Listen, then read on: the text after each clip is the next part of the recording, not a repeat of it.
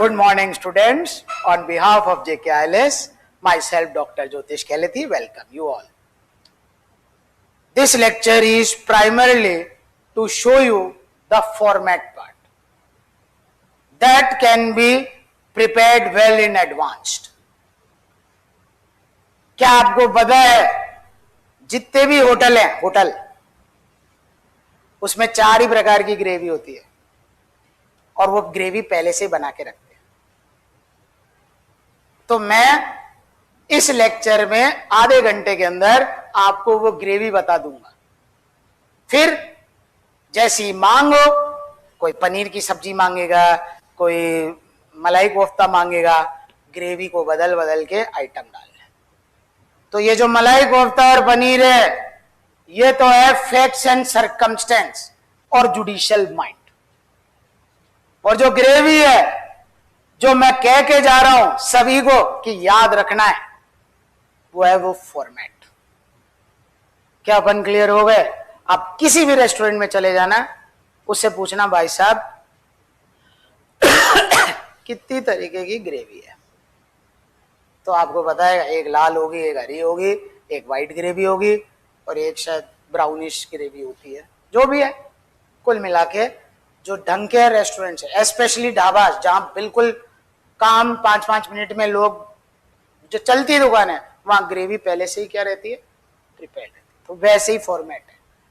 अगर 20 मिनट में जजमेंट करना है, 25 मिनट में जजमेंट करना है, तो कुछ ग्रेवी तो पहले से क्या होनी चाहिए, तैयार होनी चाहिए। इसी बात की मैं बार बार बात कर रहा हूं।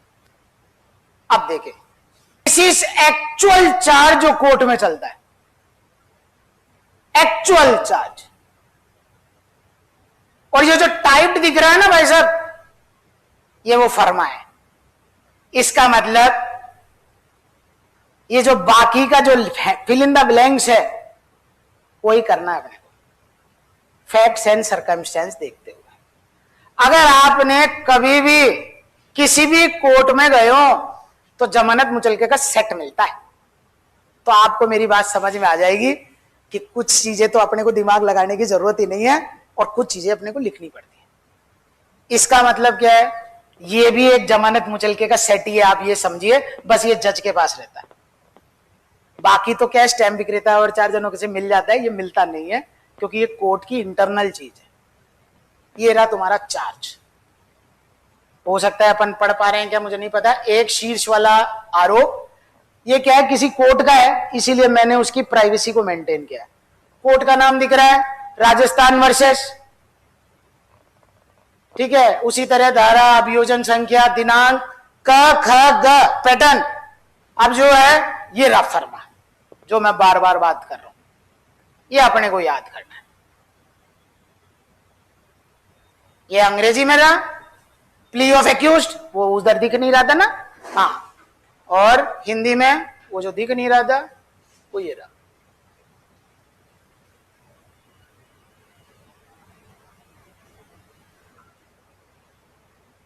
अभियुक्त का प्रतिकथन, वो प्रतिकथन नहीं दिख रहा था। इसका मतलब जो चार्ज है वो इतना ही है, एक पन्ना ही है। तो आपका फर्मा क्या होना चाहिए?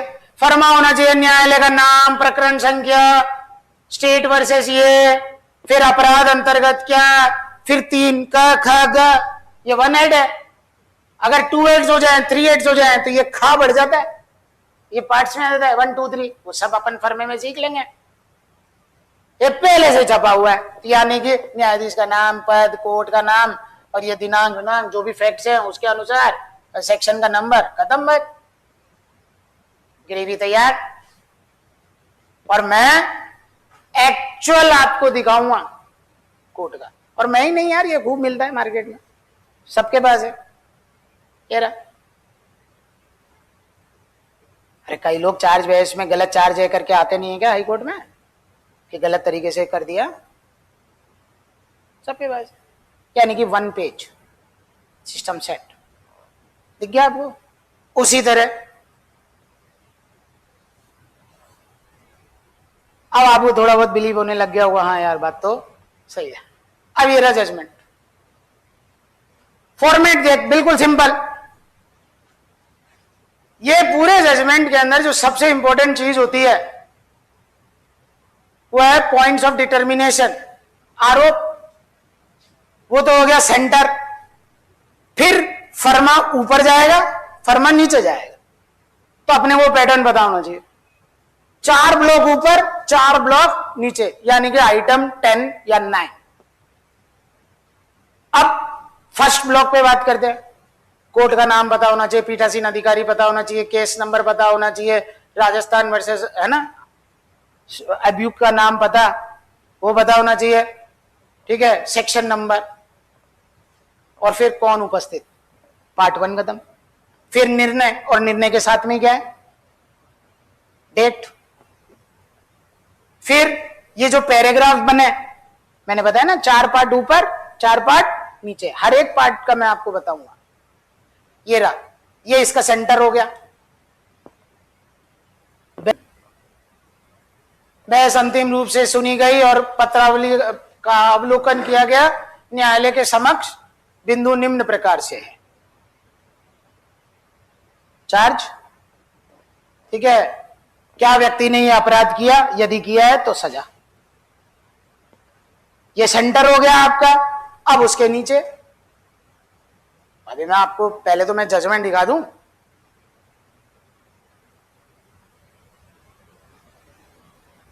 अपन जजमेंट का अंत देखते ही समझ सकते हैं एक्विटल है या कन्विक्शन है।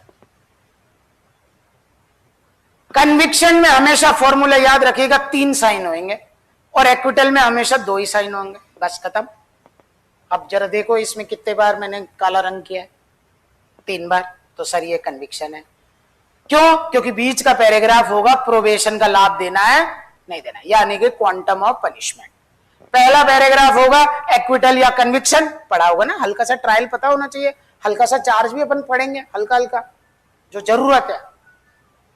पहला है कन्विक्शन या एक्विटल, तो पहले पैराग्राफ में तो ये रहा साइन। फिर कन्विक्ट करना है, फिर दूसरा पैराग्राफ अगर कन्विक्ट करना है तो बनेगा क्वांटम ऑफ पनिशमेंट का, प्रोबेशन का लाभ देना है, कितनी सजा देनी है, कितनी नहीं।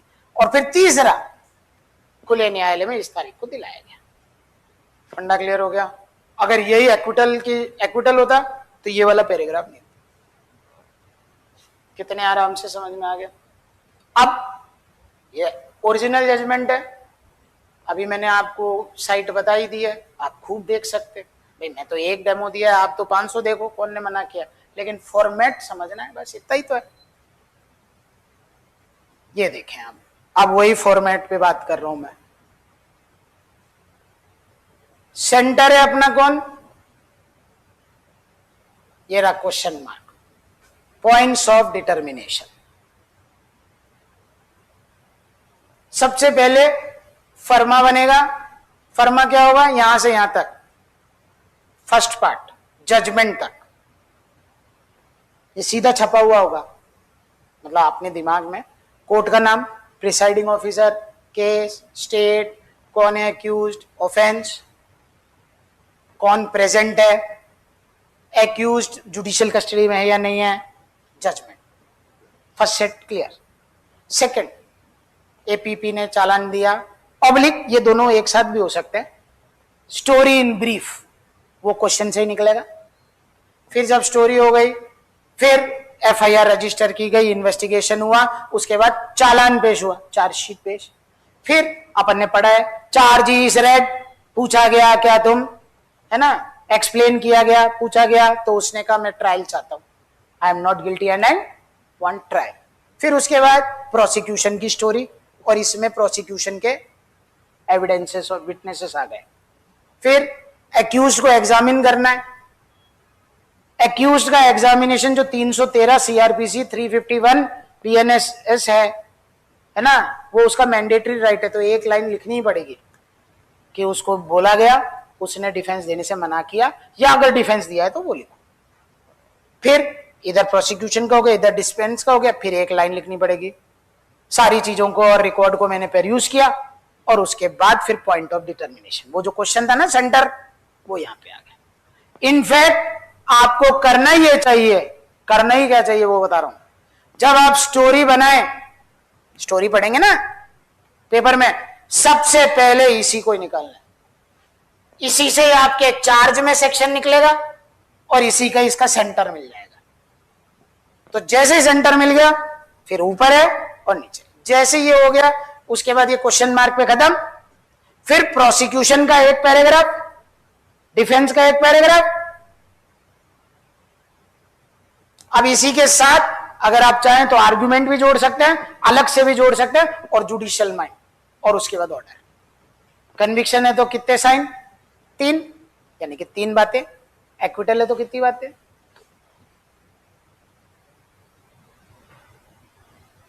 ये जरूर हो सकता है मैंने कहा हो 15 मिनट में लर्न कर सकते हैं, 30 मिनट लग गए हो। इनफैक्ट 30 भी नहीं लगे, मुझे तो नहीं लग रहा 30 मिनट का ये वीडियो हुआ होगा, लेकिन फिर भी अपने को बात समझ में आ गई होगी कि judgment writing is not a tedious issue at all. आपके जजमेंट राइटिंग 40 मार्क्स, चार्ज बनाना है, जजमेंट देना है, एक्विटल का फर्मा भी समझ में आ गया, कन्विक्शन का भी आ गया, लास्ट के अंदर एक पैराग्राफ में अंतर है, बाकी फर्मा क्लियर। इसी तरह सिविल का मामला है, इसी तरह सिविल का भी एक फर्मा है। क्या अपन क्लियर हो गए इस बात को? मैंने एक्चुअल जजमेंट दिखाया, फर्मा कैसे बनेगा वो बताया, और जब आप एक बार ये फर्मा बना लेंगे तो आप आराम से 10 और जजमेंट के साथ मिलान करके देख लीजिएगा। हर मकान एक जैसा तो नहीं होता है, लेकिन सबका स्ट्रक्चर आपको आइडिया लग जाएगा दैट आवर फर्मा इज करेक्ट। और ये फर्मा लेके जाना चाहिए मेरे हिसाब से, क्योंकि वहां पर बैठ के अपन इनोवेटिव आइडियाज नहीं ला सकते। कुछ चीजें पहले से क्या होनी चाहिए? प्रिपेयर्ड। वैसे भी अपने को थोड़ा बहुत इनोवेशन करना पड़ेगा, क्योंकि वो क्वेश्चन में पैराग्राफ होगा। अब छोटा पैराग्राफ हो सकता है, 2 पैराग्राफ हो सकते हैं, एक पूरा पन्ना हो सकता है, तो वो वैसे ही एक इनोवेशन है उसको पढ़ना। बहुत से लोगों को इतने बड़े बड़े क्वेश्चन पढ़ने की आदत नहीं है। तो मैंने जो बताना था मैंने आपको बहुत क्लियरली समझाने का प्रयास किया। बहुत से लोगों को प्रैक्टिस का अनुभव नहीं है। जिन लोगों ने कोर्ट में थोड़ी बहुत भी वकालत की होगी तो मेरी बात समझ गए होंगे। चार्ज जमानत मुचलके का जैसा सेट होता है, एक पन्ने का आइटम होता है, बस कोर्ट में होता है, वो बाहर पब्लिक में नहीं मिलता। और दूसरा जो जजमेंट राइटिंग है वो भी एक फॉर्मेट है। अगर आप इस फॉर्मेट को मास्टर कर लेंगे तो आप किसी भी जजमेंट को लगाएंगे, तो चाहे हिंदी मीडियम हो, जैसे कोर्ट का नाम हो गया पीठासीन अधिकारी, प्रकरण संख्या, राज्य, अभियुक्त का नाम, अपराध, उपस्थिति, निर्णय, दिनांक, घटना, एफआईआर दर्ज हुई, अन्वेषण किया गया, चालान पेश हुआ, फिर चार्ज को पढ़कर सुनाया, समझाया गया, अभियुक्त ने इनकार किया और विचारण की मांग की, एक लाइन। फिर उसके बाद अभियोजन के जितने भी आइटम है, फिर डिफेंस में अभियुक्त का जो एविडेंस लेना था 313, उसके बाद ध्यानपूर्वक अवलोकन किया गया, बहस सुनी गई। उसके बाद भैया विवादग्रस्त बिंदु। जज का काम ही यही होता है, 2 आदमी की बात सुने और सबसे पहले बात समझ में आ जाए आए क्यों है। अब कोर्ट में कोई आया है तो कोई कारण जो होगा ना, तो ये 1 किलोमीटर की बात करेगा, ये 1 किलोमीटर की बात करेगा, तो जज का काम ही यही है, ये पता करना कि आया क्यों है। और जितनी जल्दी वो समझेगा उतने ही आराम से चीजें करेगा। एक बार समझ में आ गया क्यों आया है, फिर प्रोसिक्यूशन, डिफेंस, उसके प्रदर्श भी लिए और न्यायिक चित्त का प्रयोग किया, जुडिशियल माइंड। उसके बाद जो भी है उसके अनुरूप आदेश दिया। अब इसमें भी देखिए ये कितने हस्ताक्षर है उससे अपने को पता चल जाएगा कन्विक्शन है या एक्विटल है। इसमें भी 3 हस्ताक्षर, यानी कि वही इंग्लिश का Hindi. I think I have been able to make you understand the format part. From tomorrow onwards इस क्लास के अंदर हम चार्ज पर बहस है ना, चार्ज को शुरू करेंगे। 3 दिन 4 दिन चार्ज चलेगा, सिंगल हेड चार्ज जैसे कि है ना ये,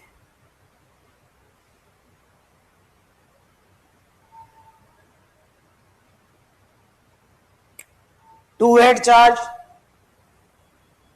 कॉमन इंटेंशन कॉमन ऑब्जेक्ट के साथ चार्ज। कैसे लिखेंगे कॉमन इंटेंशन कॉमन ऑब्जेक्ट को? उसके साथ 2 एक्ट अगर जुड़े हुए हो, ऐसा हो सकता है ना, पॉक्सो भी लग रहा हो और सिंपल वो भी लग रहा हो, ठीक है। तो अगर दो एक्ट जुड़े हुए हो तो उसमें कैसा चार्ज लिखा जाएगा। तो यही आपके 4 बेसिक क्वेश्चन बनते हैं चार्ज के, single act, multiple act, common intention, common object और डिफरेंट एक्ट्स। उसके बाद अपन प्रैक्टिस, पहले तो फर्मा याद करेंगे, यही अपना जो तरीका है, अपने को एक फॉर्मेट याद करना है, उसके बाद उस पर वर्क अपॉन करना है और उस फॉर्मेट को परिस्थिति के हिसाब से according to facts and circumstance जो आपके क्वेश्चंस में दिए हुए होंगे उसके हिसाब से चेंज करना है। और अपने को कुछ जजमेंट्स को पढ़ना है, प्रैक्टिस करना है, उसको रिवर्स इंजीनियरिंग में करना पड़ेगा, वो स्वयं करना है। जजमेंट तो मैं दे दूंगा या आप ले आए ना, जैसा भी है उसको पढ़े, 2 पन्ने 4 पन्ने, उसके बाद ये मामला क्या है, रिवर्स इंजीनियरिंग, और फिर वापिस उसी को लिखना है फर्मे के साथ। तो आपको आइडिया लग जाएगा। उन्होंने चाहे 10 पन्ने लिए हो तो उन्होंने प्रोसिक्यूशन के विटनेस के 5 पैराग्राफ बना दिए एविडेंस के, तो अपने को 5-5 पैराग्राफ की जरूरत नहीं, 1 मैक्सिमम 2, इससे ज्यादा कुछ नहीं। क्या कॉन्सेप्ट क्लियर हो गया? पूरा 1 महीना मेरी क्लास में जजमेंट राइटिंग वाली में अपने को चार्ज फ्रेमिंग और जजमेंट राइटिंग में इसी तरह सिविल, इसी तरह क्रिमिनल और इसी तरह चार्ज फ्रेमिंग।